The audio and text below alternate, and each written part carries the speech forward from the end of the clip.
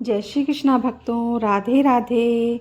आज हम आपके सामने प्रस्तुत करने जा रहे हैं एकादशी व्रतों के विधि विधान, पूजाएं तथा दान आदि के बारे में कुछ जानकारी। संसार के सभी धर्मों में व्रतों को विशिष्ट महत्व दिया गया है, जबकि हिंदू धर्म का तो मूल आधार ही है विभिन्न व्रत और उन व्रतों के साथ की जाने वाली पूजाएं।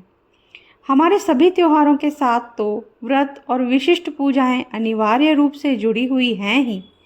ग्रहों की शांति के लिए वार विशेष को भी व्रत किए जाते हैं। इसी प्रकार सोमवार और त्रयोदशी को शिवजी के निमित्त तथा शुक्रवार और संतोषी माता का व्रत भी रखा जाता है। इन सभी व्रतों का अपना अपना धार्मिक, आध्यात्मिक तथा लौकिक महत्व है और इनमें से जिस व्रत को जो भी व्यक्ति अपने विशिष्ट प्रयोजन से करता है, श्री हरि कृपा से उसका मनोरथ पूर्ण भी होता है। परंतु जहाँ तक एकादशियों को किए जाने वाले व्रत का प्रश्न है, उसका तो इस संसार में जवाब ही नहीं। संसार में अनेक नदियाँ, सरोवर एवं अन्य जलाशय हैं और सभी में स्नान करने से मिलती है तन मन को शुद्धि, ताजगी तथा पवित्रता। परंतु भागीरथी गंगा जी में स्नान जहाँ ये सभी लौकिक उपलब्धियाँ देता है, वहीं गंगा जल का रासायनिक प्रभाव अनेक रोगों का शमन करके अच्छा स्वास्थ्य भी प्रदान करता है। इसके साथ ही एक धार्मिक व्यक्ति को अतिरिक्त आध्यात्मिक बल, आत्मिक शांति और जीवन में अब तक किए जाने गए पापों के क्षय हो जाने की भावना भी देता है। पतित पावनी गंगा जी में स्नान इस प्रकार की भावनाओं तथा गंगा जल के रासायनिक गुणों ने ही पुण्य सलीला गंगा जी को दिया है।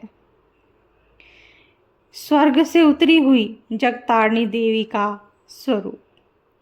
नदियों में जो विशेष स्थान और महत्व गंगा जी से प्राप्त है, व्रतों में ठीक वही स्थिति एकादशी व्रतों की है। सभी व्रत किसी देवता विशेष की विशिष्ट कृपाएं प्राप्त करने और किसी विशेष प्रयोजन की आपूर्ति का माध्यम है। तो एकादशी का व्रत है भगवान विष्णु की विशिष्ट कृपाएं इस लोक में धन धान्य, पुत्र पौत्रादि, मान सम्मान और अंत में मोक्ष प्राप्ति का सबसे सुगम और शीघ्र फलदायी माध्यम। एकादशी का व्रत जगत संचालक भगवान विष्णु के निमित्त रखा जाता है। इस व्रत में विष्णु भगवान का पूजन होता है और द्वादशी को उनके निमित्त ही सीधे से रूप में दान दिया जाता है।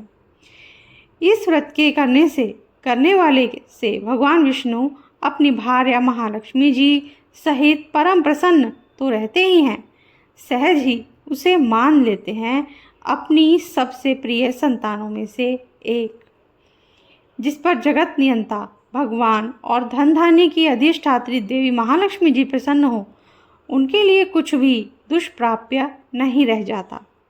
सभी देवी देवताओं और ग्रह नक्षत्रों के स्वामी हैं भगवान विष्णु।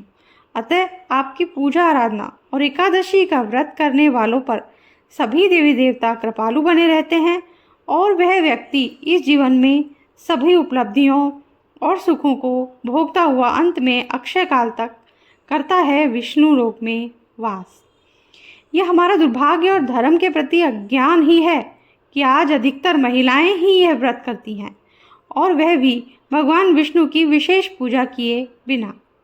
वैसे इसमें जन सामान्य का कोई दोष नहीं है।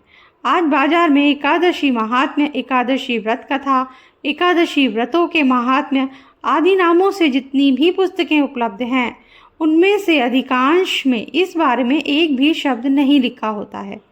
मात्र इन व्रतों के महात्म्य की कथाएं, वे कथाएं भी आधे अधूरे रूप में देकर टीकाकार और संपादक के कार्य की इतिश्री कर ली जाती है।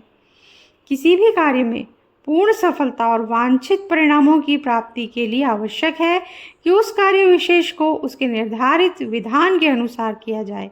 ये सत्य है कि परम कृपालु भगवान विष्णु आधे अधूरे रूप में एकादशी का व्रत करने वालों के भी सभी मनोरथों की आपूर्ति कर देते हैं। वैसे हमारा कर्तव्य है कि हम शास्त्रीय विधान के अनुसार ही एकादशियों का व्रत करें। शास्त्रों का कथन है कि एकादशी का पूर्ण व्रत तो दशमी की शाम से द्वादशी की सुबह तक निर्जल और निराहार रहने पर ही होता है।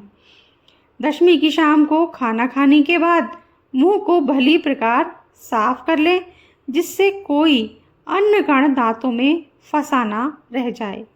रात्रि को भूमि पर शयन करें और एकादशी को प्रातःकाल ब्रह्म मुहूर्त में उठकर नित्य कर्म और पूजा आराधना के पश्चात विशेष रूप से करें भगवान विष्णु की पूजा, विधिवत पूजा आराधना करें। पूरा दिन भगवान के पूजन, कथा भागवत के श्रवण, भजन आदि में बिताएं और एकादशी की पूरी रात्रि जाग कर करें। भगवान का भजन, कीर्तन, पूजन आदि क्रियाओं में पूरी रात्रि बिताएं और एक पल के लिए भी ना सोएं। द्वादशी को प्रातःकाल स्नान ध्यान आदि करने के बाद सर्वप्रथम किसी ब्राह्मण को भोजन कराएं और उसे भगवान विष्णु के निमित्त दान व दक्षिणा देकर विदा करने के बाद ही व्रत धारक को व्रत खोलना चाहिए। शास्त्रों का कथन है कि दशमी की शाम से द्वादशी के मध्य तक निराहार रहने और एकादशी की रात्रि को जागरण करने पर ही एकादशियों के व्रत का पूर्ण फल प्राप्त होता है। जो व्यक्ति एकादशी को निराहार रहते हैं परंतु रात्रि भर जागरण नहीं करते, उनको आधा फल प्राप्त होता है। जो व्यक्ति एकादशी को एक समय फलाहार करते हैं और जागरण नहीं करते, उनको मात्र चौथाई फल ही प्राप्त है। जबकि एकादशी को अनाज खाना तो भीषण पाप है ही।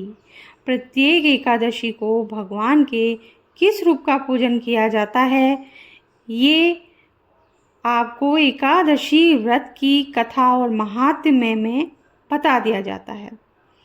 तो इसी के साथ आज का ये वीडियो हम यहीं समाप्त करते हैं। एकादशी के बारे में कुछ जानकारी जो हमें प्राप्त थी, जो हमारे पास थी, वो हमने आपको दी है।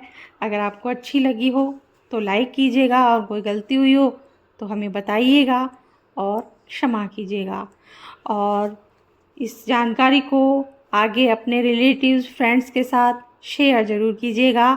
और अगर अब तक आपने चैनल को सब्सक्राइब नहीं किया है तो सब्सक्राइब ज़रूर कर दीजिए, बेल आइकन ज़रूर प्रेस कर दीजिए, ताकि हमारे आगे आने वाले वीडियोस के नोटिफिकेशन आपको मिल जाएंगे। Thank you. जय श्री हरि।